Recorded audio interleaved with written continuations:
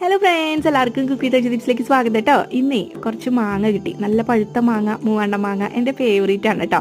അപ്പോൾ ഞാൻ അത് വെച്ചിട്ടൊരു അടിപൊളി ഐറ്റം ഉണ്ടാക്കാമെന്ന് വിചാരിച്ചു. അപ്പോൾ ഇങ്ങനെ ഈ ഫ്രൂട്ട്സിൻ്റെ ഉള്ളിലൊക്കെ ഇങ്ങനെ കുൽഫി മിക്സ്, ഐസ്ക്രീമൊക്കെ സ്റ്റഫ് ചെയ്ത് പല സ്ഥലങ്ങളിലും കണ്ടിട്ടുണ്ട്. അപ്പോൾ അതുപോലെ ചെയ്യാമെന്ന് വിചാരിച്ചു. അപ്പോൾ വാനില ഐസ്ക്രീം വീട്ടിലുണ്ട്, എന്നാൽ പിന്നെ അതൊന്ന് ചെയ്ത് കളയാമെന്ന് വിചാരിച്ചു.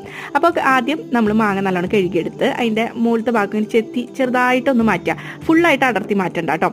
അത് കഴിഞ്ഞിട്ട് എന്ത് ചെയ്യണമെന്ന് വെച്ചിട്ടുണ്ടെങ്കിൽ അതിൻ്റെ സീഡ് എടുത്ത് കളയണം. അതിന് വേണ്ടിയിട്ട് നമുക്ക് ഒരു കത്തി വെച്ചിട്ട് അടിയിൽ വരെ ഇങ്ങനെ കുത്തി കൊടുക്കുക, അതിൻ്റെ സൈഡിൽ, സീഡിൻ്റെ സൈഡിൽ. അത് കഴിഞ്ഞിട്ട് ഒരു സ്പൂൺ വെച്ചിട്ട് നമുക്ക് വലിച്ചെടുത്ത് കഴിഞ്ഞാൽ അത് കിട്ടും. അല്ലെങ്കിൽ കൈ കൊണ്ടായാലും പറ്റും കേട്ടോ, കുഴപ്പമൊന്നുമില്ല.